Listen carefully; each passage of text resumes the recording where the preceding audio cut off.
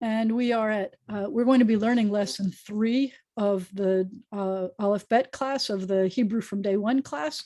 And we're going to do this with start with review first. I promised you that we would be practicing the Aleph Bet song and the vowels each class, because that's really important for you to know. So I'm going to share the screen. And we are on the Hebrew from Day 1 preliminary resources. I have changed a lot of the pages so that you'll be able to move back and forth between them. I'm going to double click on here. So you've got the Aleph Bet song. This may be this week or next week is going to be your last week. I got it. Sorry, this week or last week may be the last week that I'm going to let you have your cheat sheet here, which means put the names of the letters underneath, because I don't really want you to have the names of the letters on there. I want you to be thinking in Hebrew.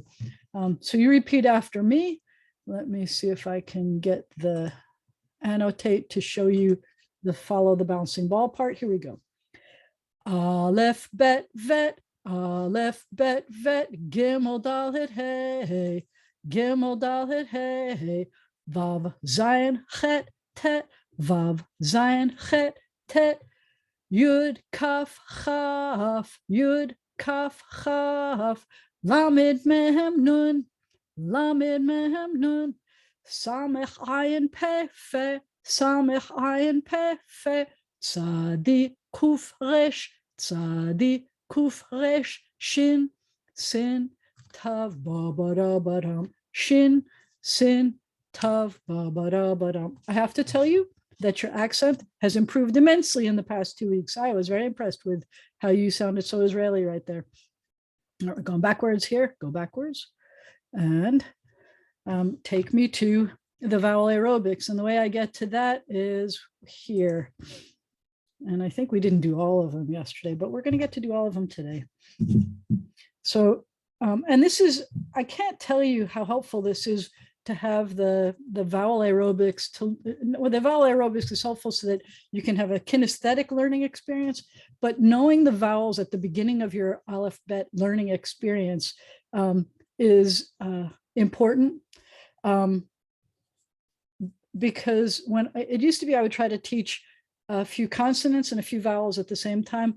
But the truth is, some of you are already going to be exposed to some Hebrew. Like if you're sitting at services and you see the prayer book, it's really kind of cool to sound out more than what we're giving you.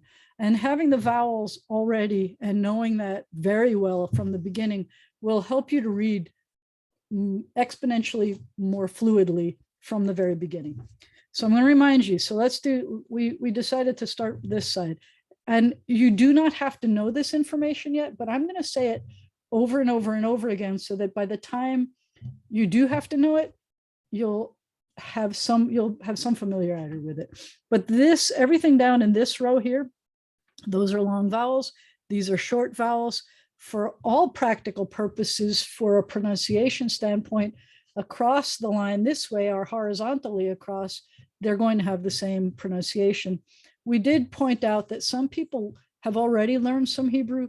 And if you did, and you're in America, then there's a good chance that you learned it from someone who had an Ashkenazic background, unless you learned it from some Israelis, and then they would have done a Sephardic pronunciation. So I'm going to remind some people what the Ashkenazic pronunciation might be, because it might be more familiar to you. If you speak in Israel and you use your Ashkenazic pronunciation, they're going to know. They're going to know where you learned it from, and they're going to get it. You'll survive. But I imagine it's a little bit like what Americans trying to learn French and speak French, it sounds like in France, where they'd make fun of you. I don't think that the Israelis are going to make fun of you, but they'll probably try to switch to English. Just saying. So this is a kamatz, and you don't have to know the names of the vowels, but if I refer to them by their name often enough, then at least one day when I accidentally say, oh, well, that's like what happens when you have a kamatz or whatever, then you'll know what I'm talking about. So this is a kamatz, and the kamatz sounds like ah, and I hope that you're acting these out. I hope that you become the vowels. Ah, this is a patach, and it sounds like ah. If you see a line under a letter, you're going to stretch and say ah or ah. Then we get to our green vowel, which is chirik malay, where we're bending our ear down from the top, and that sounds like e. And we have just the dot, and it sounds like E when you squeak your nose. Then we have a tsera, and the tsera sounds like this, eh. I didn't tell you what the Ashkenazi pronunciation was on any of them, so maybe we'll save it for next time. Tsera sounds like eh. Segol sounds like eh. I have this dot and this dot and this dot. That's eh. We go down a little bit more. We get to the blue one. We have a shuruk here. Mr. Vav is pitching it, and it goes into your stomach, and you say ooh. And then you've got the kubutz, where you're zooming down the tube slide, and you say ooh. And then you have Mr. Vav is up at bat. There's a gray background so that you can see the yellow. And the Mr. Vav is up at bat, and the pitcher pitches it over his head like this, and you say, oh. And sometimes you have what's called, this is a cholam chaser, which means it's a cholam that's missing. There's something missing here. And what's missing is the Vav, but because we still have that ball going over his head, it still sounds like oh. And I don't know why I'm saying his all the time. I just grew up doing that. But all of the consonants and all of the vowels and all of the consonants are feminine. That's better. All right. Or the word consonant, ot, is feminine. This is a kamatz katan, and it sounds like oh. We say it's the saddest, most misunderstood vowel, oh. And then if you print these flashcards, you print them double-sided. All of the answers are there. Then we do what's below the line. We have two kinds of shva. One is a resting shva. It's kind of like a stoplight where you've got a red and a green only. And so you've got this stoplight, and you're either stopping or moving. That's what a moving shva sounds like. And if you do, then everybody has to say slicha, because you say excuse me, because you just sound like a burp. That's the kid's favorite part. If you see this mishmash of stuff underneath a consonant, you can know that it's a moving shva, but you have to, the important thing to know is that it sounds like ah. If you see this, looks like buckshot, then you can know that it's a moving shva, but the important thing to know is that it sounds like eh. If you see this combination, then you can know that it's a moving shva, but the important thing to know is that it sounds like not this, but oh.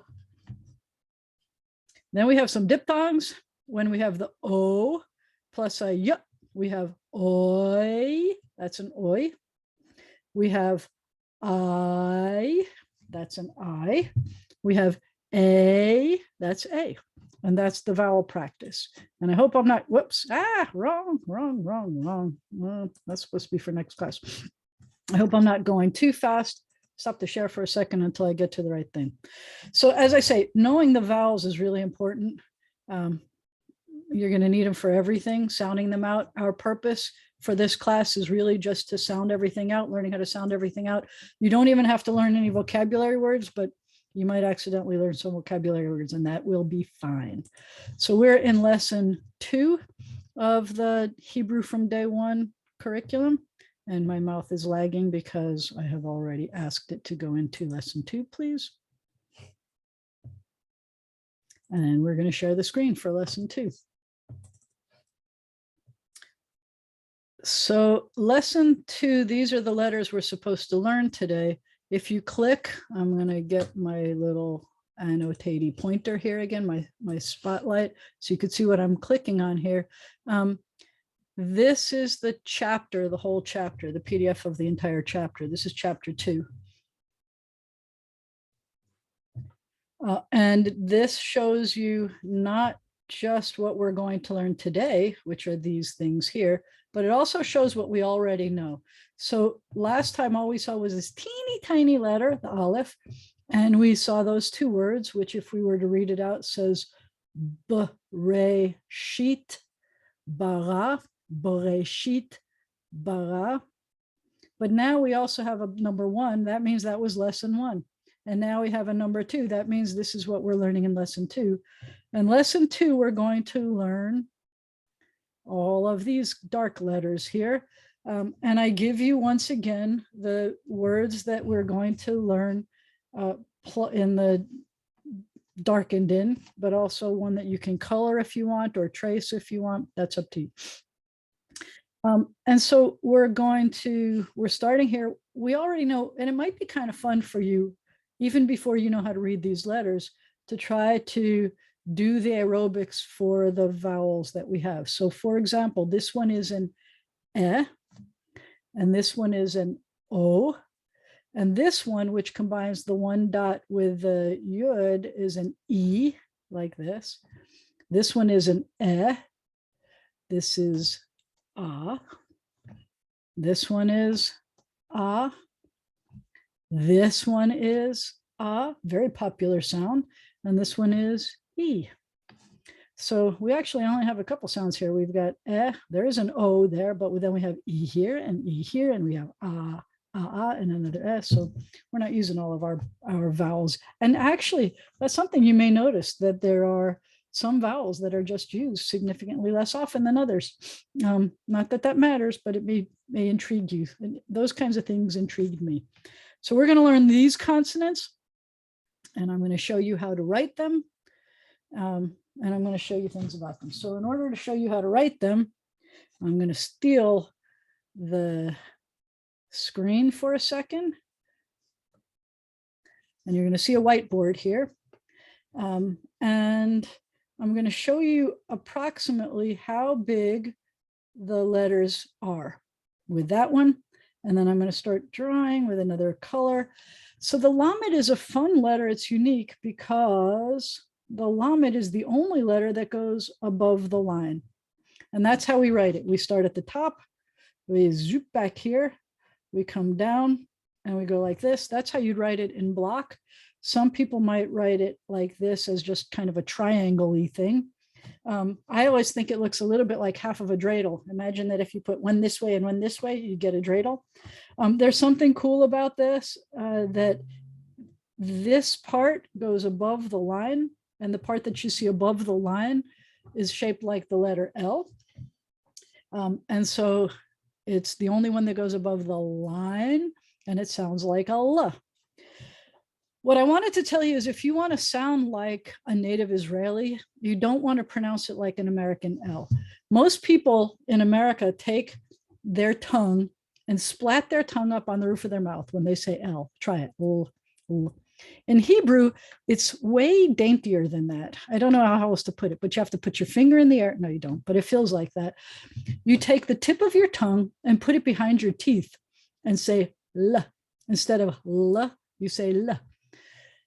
You may not be able to hear the difference, and you may not be able to say the difference, but I can tell you that there are some Israelis that will be able to tell that, that you have this kind of they'll be able to tell your accent based on things like that. I had this infamous story that I was so proud of myself, because I was wearing clothes that I got in Israel. I was wearing something called a dubon, which is an Israeli army jacket that makes you look like a teddy bear, which is dubon, with the, the hat. It was warm, it was wonderful. I'm wearing my Palladium boots, which are the boots that the what do they call them? The ones who jump out of the planes. There's a name in Hebrew too. But I was wearing only Israeli clothes, and I went to visit a friend in Haifa, and I was so proud of myself, because my Hebrew was good, and I had studied mostly with Israelis, so my pronunciation was fairly authentic. People would compliment me all the time on my pronunciation.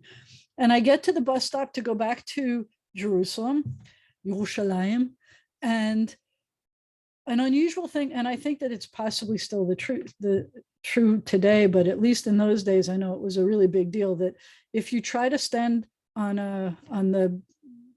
you're standing in line, there's no such thing as a line to wait to get to the bus. People are like pushing each other. They'd push a pregnant lady to get onto a bus. They would steal the seat from it was just a disaster. They used to have public service announcements on TV to try to teach people how to be polite. It was just horrible. But there were only 3 people waiting to get on the bus. And there was a guy there, and the guy let the 2 women go on first.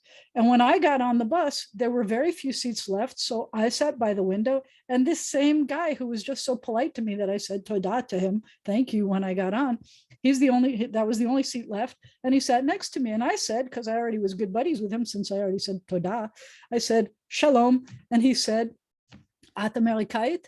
So I say shalom to him, and he said, "You're an American?" Like, how? I'm incognito here. How did you know I was American? And I said in Hebrew, how did you know? And he said it was my lamed. When I said shalom, I said it like an American. So I can't necessarily help you not say it like an American, but I'm going to tell you this is the secret. And he described to me, and I started listening carefully. So instead of saying shalom, if I said shalom, he would have known. And Caleb said it's like French. A lot of Israeli Hebrew sounds like French. The resh, which we already did, sounds like a French resh, Yerushalayim, but the lamed also is kind of daintier. So this is the lamed and the pronunciation. I got to get rid of everything here. And then I'm going to put another, square here like this. That's not the kind of square I wanted. Go away. That wasn't a good square. I'm going to put a square here that's a yellow square so you could see what it looks like in cursive, and change my color so that I could draw and you could see what it looks like. This is how you do a cursive lamed. And that's going to go above the line too. And actually, I guess it's not very fair. I probably should have made my lamed land on the bottom line. That would be more fair. It should be on the bottom line, but the important thing is that it's going above the line, because this would be the top of the line.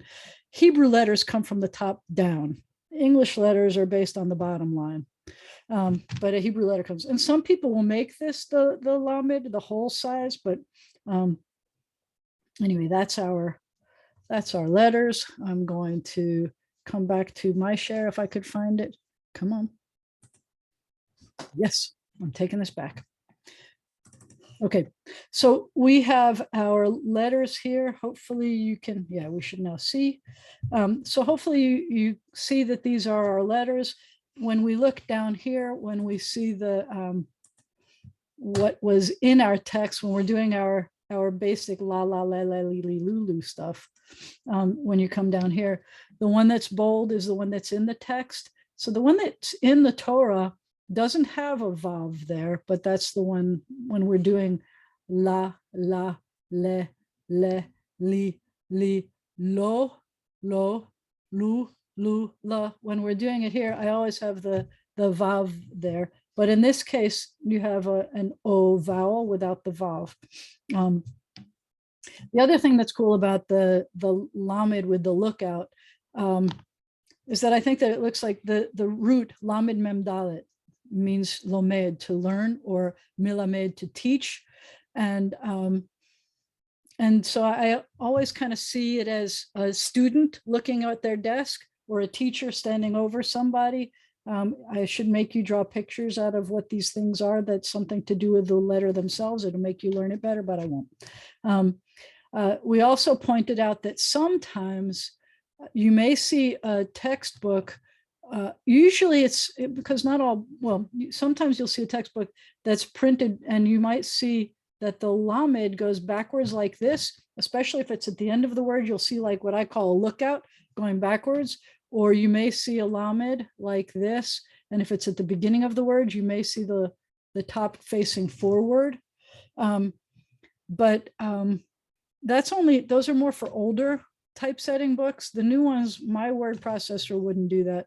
I can't do that with my word processor. So you're not going to see that from mine, because I did this with my word processor. But don't be surprised if you sometimes see a lamed where it's kind of a lookout to the right or lookout to the left. Let's get some words, some real words here. We have this word. I'm going to try to make it bigger so you can see it. This word, how you say no in Hebrew? You say lo. The opposite, by the way, is ken, and you don't know either of those letters, so I'm not letting you learn it yet. Lo. And then we have the word, and this is going to happen, by the way, for the rest of the book. I'm going to have words at the bottom of each page that practice using all the letters you've learned, including the new letter. Bali means without. So this is a really good example also, by the way, of what a moving shva is going to sound like, because imagine in English, if I had a word that was spelled, let's say B-L-I, because I'm going to say that every I is an E sound in a universal phonetic spelling. So if I just wrote it B-L-I, it would still sound like beli. But in Hebrew, every consonant except the end of a word, every consonant has to have a vowel or a vowel marker. So in this case, it's kind of more like a vowel marker and not a whole vowel, the schwa, and we put it in there, beli, beli. And then our last word today is a scary long word. And we have this, we have a shin with an a is sha, and the lamed with a resting schwa. And then we have another shin, sh, with an e, and then another lamed with an e, and a t attached to the top with a tail or a toe at the bottom left. So this says shal shelet, shal shelet. And you'll notice that every consonant except the end has a vowel under it or a vowel marker. You see the dots here that are the shin dots. So you see shal shelet. And I mentioned to you, and I will do this a few times, if you have two es together, I call them words. They're called segolates, but I call them the es. If you have an word where there are two es together, the accent is on the first e. Normally a Hebrew word is accented at the very end. So this is shalshelet, which is a chain. And then we're going to have to come back this way. Whoop, which way is, we're getting bigger or smaller? We're getting bigger, smaller. Okay, go. And we're going to share the screen like this again. Give me a share. I'm going to teach you another letter. Yep, back to the whiteboard. Yes, I'm going to stop there. So this, we've talked about how there are certain shapes that are kind of core shapes. And this is a shape that we've seen a number of times already, that it's the beginning of a lot of letters. It's essentially what is the letter resh. And we saw a tav where we use it. But in this case, I want to, so I'm going to put this here for a second and then get rid of it if I can. I can't do it very easily. That's attached to the top left, and there's a tail or a toe at the bottom left. In this case, I'm intentionally telling you that we have, it's hanging and there's a hole here, but this one is hanging and there's a hole here. And that's how I know it's a letter hey.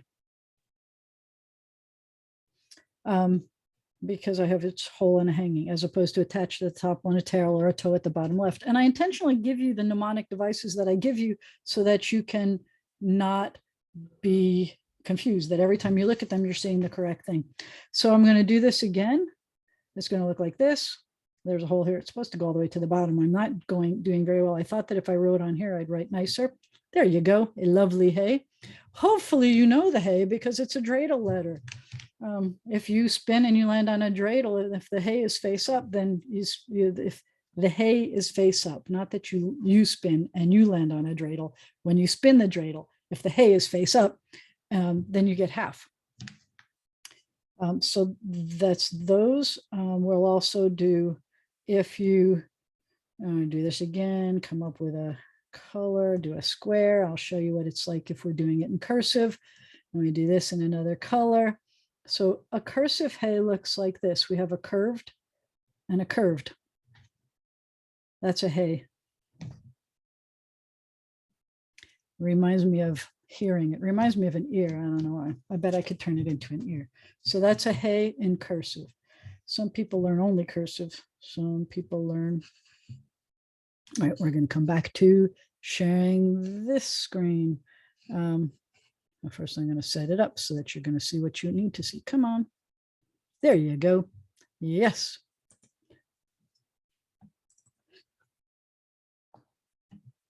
Okay. So on this one, we're going to practice, and there's something cool about this. So we have in our text in the Torah, we're going to see two hays. We have one in the first word here, and it has this whole vowel here. So it looks like this, he. And then in the last word, we're seeing a ha, and that's why these are bolder. So if we were practicing this, we'd say ha, ha, he, ho, ho, hu, Who, and I'm going to apologize again for, I have no idea why that vowel doesn't want to stay under the letter. It's a strange thing that's happening in the word processor. Then we have who, and then we have this strange thing that's happening here. I'm going to show it to you, make it a little bit bigger so you can see it. Instead of a moving schwa under that consonant like we had with a l, this is one of the essentially quiet letters. There are 4 consonants that are, I call them kind of the quiet letters. We saw Aleph, and this is Hey. There are 4, they're called the gutturals. In Hebrew, they're called the groniot, or they're called the gutturals. And when you have them, you are not going to see a moving schwa. You cannot put a moving schwa under a consonant.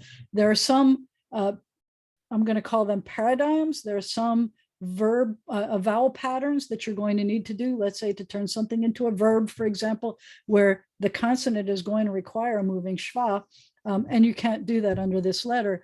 So for those, we're going to practice what you might see, and you might see any of these. And so this one is going to always sound, even though it's officially a moving schwa, it's always going to sound like ha. And so the important thing you need to know is if you see this, say ha. If you see this, say he. And if you see this, say ho. And this one, we just had the question. I know because each one of these are short vowels attached to the moving schwa. And Allison is drawing a line for us. Did you mean to do that? I don't know if you meant to do that. But if anytime you see moving schwa with a composite vowel, an auxiliary vowel, they're called composites, or the auxiliary, the helper vowel, so that you can see it, say it at all, then you're going to have a ha, a he, or a ho, and each one of these are short vowels that get added to the moving schwa. And that's how I know that it's a kamatz katan, and it's always a ho. Anytime you see that composite. Is that good?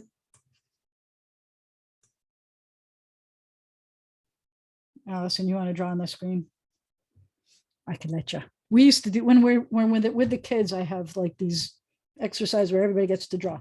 All right, so this is the one to say, like, if I want to say welcome, I might say Baruch haba. So this says haba. Ha means the, ba means is coming. When I studied Hebrew, and possibly when others studied Hebrew, our very first story, all we knew were the letters Aleph and Bet, and our very first, and all we knew were these 2 vowels. And our first story was Abba Ba, which was pretty cool. Let me see if I could do this for you. Yeah. So this was our very first story. That's way too long. Ba means daddy, and it's spelled like this. I hope you can read that. My handwriting is terrible with a mouse. Abba means daddy, and ba means comes or is coming. The pictures were a lot like Dick and Jane pictures, if that means anything to any of you. And there's dad getting out of the car, and he's got his hat on, and he's got his briefcase. And we saw him coming out of the car to the house, and it said Abba Ba. And that was our first story. It means comes or is coming. And in this case, we're just saying Haba, which means the one who is coming. If I say Baruch Haba, that means blessed is the one who is coming. You may, well, I can show you this. You may want to see, well, we'll talk about this later. The other thing that I was going to show you on my screen again. We're going to go here. This is a word that hopefully you already know how to say it before you know how to read it. This is the word Torah. Torah. I'm giving you a big hint over here. Torah means Torah, which means a number of things. It's okay. I'm impressed that you can, I really should let you do this. You're good. So this word means many. And the word for many is, you have a hey with an a, you have a rounded resh with a resting schwa, you have a bar on the bottom, base goes beyond, and a ball in the belly bet with the vowel e, and then a hey. What I forgot to mention when I was teaching the letter is that hey at the end of a word is silent. And you already know that because you can see words like Torah, we spell it in English with an A and an H because in Hebrew it's spelled with a hey at the end. So and names like Sarah and things like that. So when we're used to knowing that the hey at the end of an H at the end is silent, in this case, the word is harbe, harbe. So we had Torah, we have harbe. In both cases, the hey at the end of the word is silent. And in both cases, the accent is at the end of the word. Do you have to know those vocabulary words? No, I'm just putting them there so that you can learn. Yeah, we're good. All right, so now I'm going to swap again. I'm going to try to share this screen again. We're going up to our whiteboard, and I'm going to share that and steal it from you. So I'm going to teach you two consonants here because we have two consonants that are related to each other. And I'm going to show you, let's see, we're going to do this in yellow again. So I'm going to show you two consonants that are related to each other before I shift to the practice pages again. And I'm going to do it out of order, actually, if I can. Well, maybe not. Maybe I'll do it in order. Because in order, the first one that comes is this one. I'm going to do it like this because this one's more fun and it's easier. So that letter is what I call a marshmallow mem. Marshmallow mem. Marshmallow mem is the shape of a mem. And you already know that the letter sounds like m, because I told you it was a mem, and the consonant always sounds like the consonant sounds like the beginning of the name of the consonant. And in this case, it sounds like the beginning and the end of the name of the consonant. But mem, and it sounds like I think it looks like a marshmallow. So we call this the marshmallow mem. And a marshmallow is not usually kosher, but we'll talk about that in the next class. But there's a marshmallow mem. It comes at the end of the word.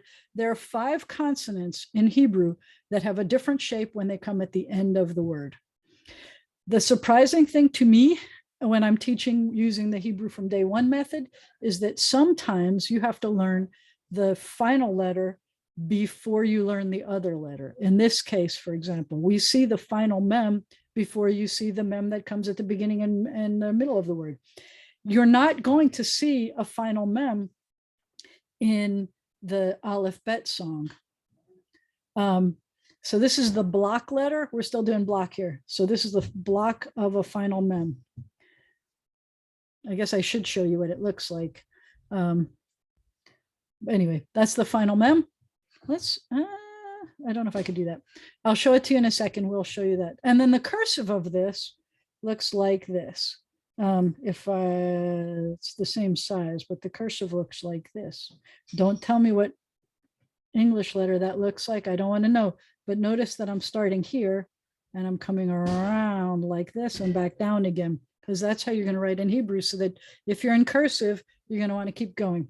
So this is the mem for cursive, and that's the mem for the final mem, the mem sofit. That's the mem for block. Then I'm going to show you the other mem, because we have both of them in our lesson. So once again, I'm going to give you a block so that you have a clue how big it is. And then I'm going to draw the letter for you. So this one starts up here. You come to the top, you make what looks like a mountain. And then you continue here and you leave a bottom part missing. And then you put a missile on it. So we call this the missile mountain mem with the bottom missing. Missile mountain mem. This is the block. This is what it would look like in your books. Missile mountain mem. I don't know why this chunk fell off here. I don't know, but it only goes to the top of the box there. That's a missile mountain mem. One of my students, very clever, said that they thought that looked like a mailbox. That works for me. You are very welcome to say what it looks like, as long as it sounds like the sound that it's supposed to make. If you told me that looked like somebody doing yoga, I would say, shh, stop it. Sometimes people make this looking more like a mound than a mountain, and that's okay too if you have a rounder handwriting. But that's what it looks like in block.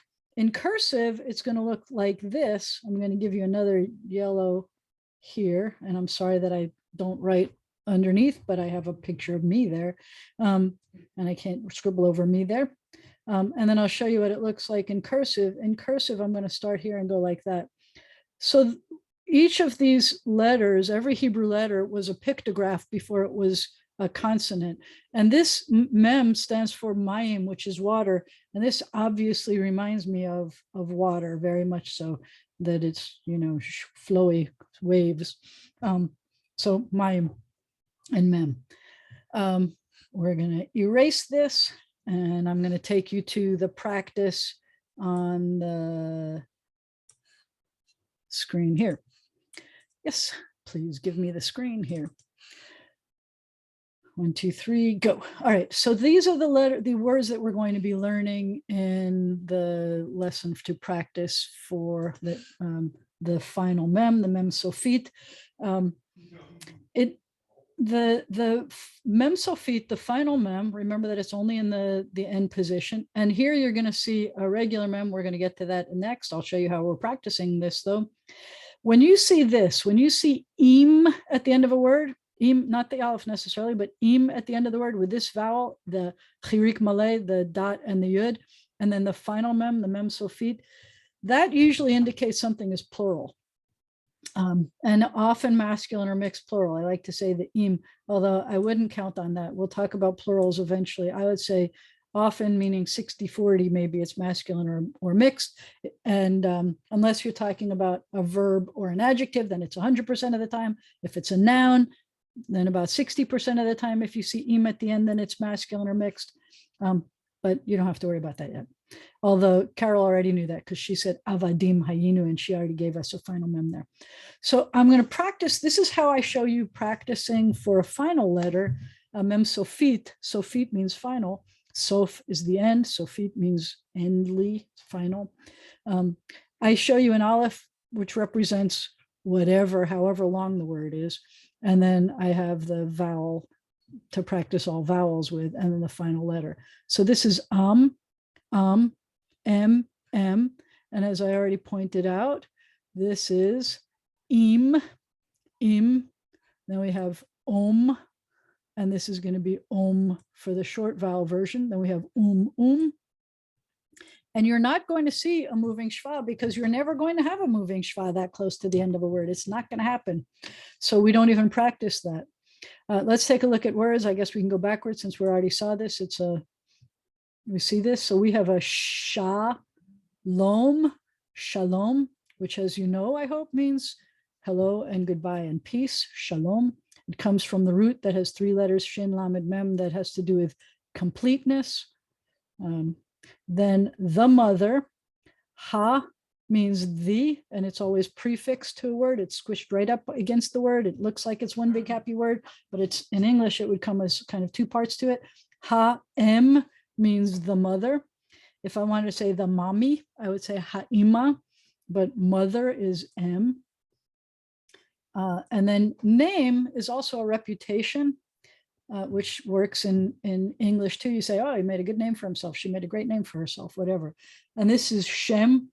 I used to say, it rhymes with sounds like, but until I heard that modern Israeli pronunciation, they won't say a there, they'll say Shem.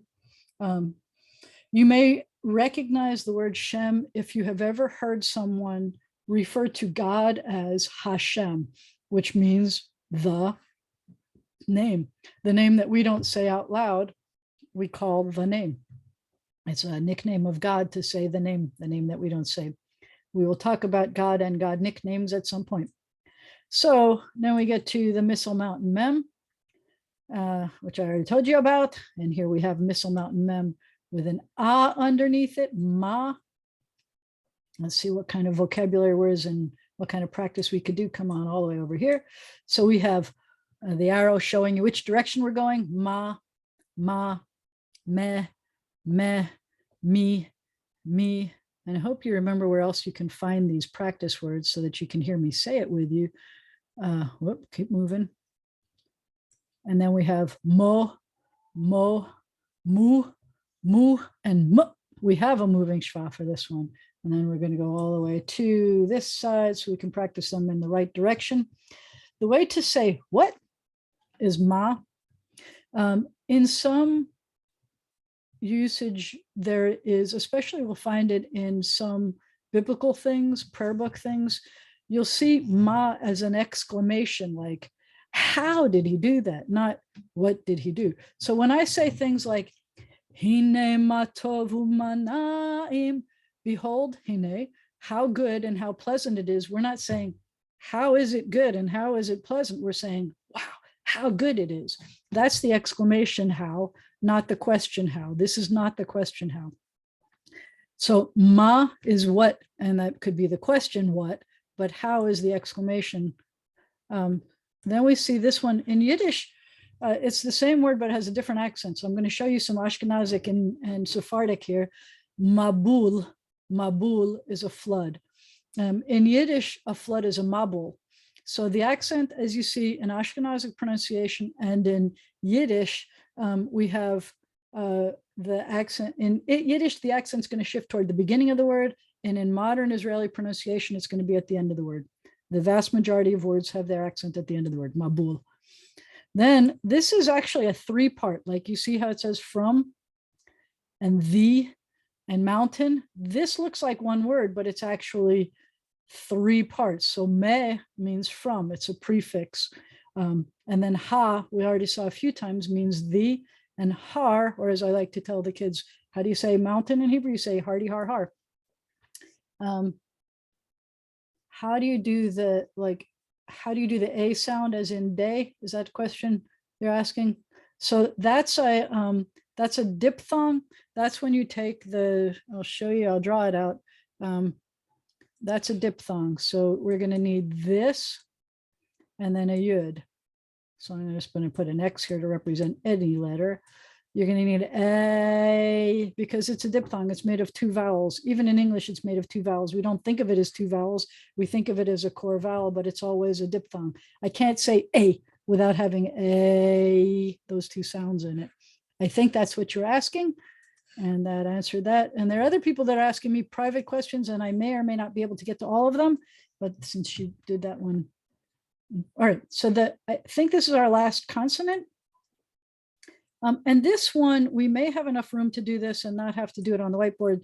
The reason why I've been doing it on the whiteboard is because I have to write with a mouse. And writing with a mouse is wiggly for me. I don't know why it's so wiggly. All right, we're going to do this. I'm going to pull this. This is kind of fun because I have a box here. You can't even see that yellow box. It's so yellow, but I have a yellow square. Let me make it thicker. Let's see if I could do that now. Yeah, that's better. All right, so I have a yellow box so that you can see how big this letter is. This letter I love because I told you that letters come from the heavens, the skies in a sense, and then God uses those letters to create the world. So this one is hanging from the sky. It takes up about a quarter of the box, and that's it. And it's just hanging there. Sorry, I'm going to go back to Spotlight. If you see what it looks like in my word processor, the yud is kind of intimidatingly giant. It's not supposed to be that big. It's supposed to be really small. It's supposed to be like literally a quarter of a box and just hanging there in a teeny thing. That's what it looks like in the block letter. In cursive, it looks like this. In cursive, it looks like, whoop, we're gonna take away your video. In cursive, it looks like, again, only taking up a little bit of the box. It's going to be in the right-hand corner of the box, but it's just a line going down with a little bit of a slant to it because cursive has a slant to it, just like in English. Let me make another box here and show you what it looks like in cursive with in the box. It's just, oh, what? That's so cool. I didn't mean to do that. Sorry about that. Whatever that was fun though. So it's just a little bit of a line and it goes down. It shouldn't take up more than a quarter of the spot. The yud is something that we've already experienced, but we've experienced it as a part of a vowel, like when we see it here as part of Elohim, we see it as part of in this word, which we haven't read yet, and I'm going to have to read it in a second. So we see it as part of the E vowel, and we saw it as part of our diphthongs, like the A and the I vowel. But in this case, we know that it is a consonant. So how do I know that that's a consonant and not a vowel? Well, I'm glad you asked. Let's take a look at this. If you look here, and I'm sorry about these things, they're in the way. Those are the trope marks. They're not vowels. You know which ones are the vowels. They're the ones that we've already acted out. This wishbone is not something we've acted out. That's a trope mark I mentioned before, but since it's big and in our face right now, I'm going to mention it now. Trope mark does three things. It will tell you where the accented syllable is. It will tell you how to phrase things. So you notice that this one is pointing this way, keep going, and this one is pointing this way. So stop, keep these two words together, pull those, say those two words together. And it's facing in a direction, keep going, keep going. And this one is go backwards, so hold them together. This one is an up and down. So it's another way to show your phrase. You're stopped here. In fact, this one is the middle of a sentence marker. It's called an etnachta. But the other thing it does is it tells you what melody to sing. So there are groupings of those trope marks.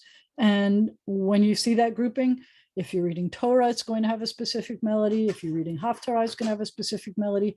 If you're reading it on a holiday, it's going to have a specific melody. It's going to help, you're going to have the, depending on it will change for depending on when you're reading it. Anyway, how do I know if it's a consonant or a vowel? Well, we know this vowel well, and notice how this consonant does not have its own vowel. Notice how this one has a vowel there. It's not coming before it like it did for the E vowel. It's coming under it. That means it's our consonant. So we have Elohim. We're going to sound this out. We didn't practice our yud yet. Let's practice our yud. I know we're running out of time here, and we'll practice all of these things. So it's going to sound like this: ya, ya, yeah, yeah. We're going to keep going. Ye, ye. We lost this. This is the vowel, the one that we have in the text today. Yo, yo, you, and a yud can have a moving shva. Yeah. In fact, it's going to be in one of our words here. Let's take a look at our yud words. We have yamim. We see two yuds here. This one has a vowel, so it's acting like a consonant. Ya. This one is part of this vowel, so it's part of it's a vowel letter. It's called yamim, means days. One day is a yom, and you know that one, and you could read that one. Her name is Miriam. Guess what this sounds like? Miriam. And it's acting like a consonant. It has its own vowel. And this one has two yuds in it. And in both of those cases, it's acting like a consonant. Yerushalayim. Yerushalayim. Yerushalayim. So I'm going to go all the way up to here to show you the words that we're supposed to practice that are our text from the Torah. That's way too big for us to see. Let's get it small enough so that we can see our words. So far we've been able to read Bereshit bara, that was from the first lesson, and now we're reading and remember the tallest letter goes above the line is a lo, lo. This has a hole here and it's hanging with an E vowel, Elohi, and a marshmallow mem. Elohim, that's one of God's names, and it looks plural. But we already know that it's acting singular because bara was the subject, is created. In the beginning, he created God, which doesn't mean he created God, because the thing that was created is going to come after this word, the et. So this word is et. We could have read that last week because it had an aleph and a tav. It was part of what we already knew. And then we have hole here hanging is the hey with a ha. Here's our shin, which we knew from last week. Ha sha. And we have our Missile Mountain mem, Hashama, and our yud, our little teeny tiny yud, Hashamayim. So far we can say, in the beginning, he created God, which means God created, because in biblical Hebrew, the word order can be fluid. The subject can come after the verb. It often does. There's something very cool about being able to be flexible about which order the words come in. Bereshit bara Elohim, in the beginning, God created. What did God create? Et hashamayim. Et is what's called a definite direct object marker. I call it the DDOM. In other words, dun, da, da, da, whatever is the next thing that's coming, that's what is receiving the action of the verb. And the verb was creating. So what did God create? Hashamayim, the skies, the heavens. And that is that lesson. That is our lesson. There's more to hear. You may want to watch the class we had from yesterday. And I am going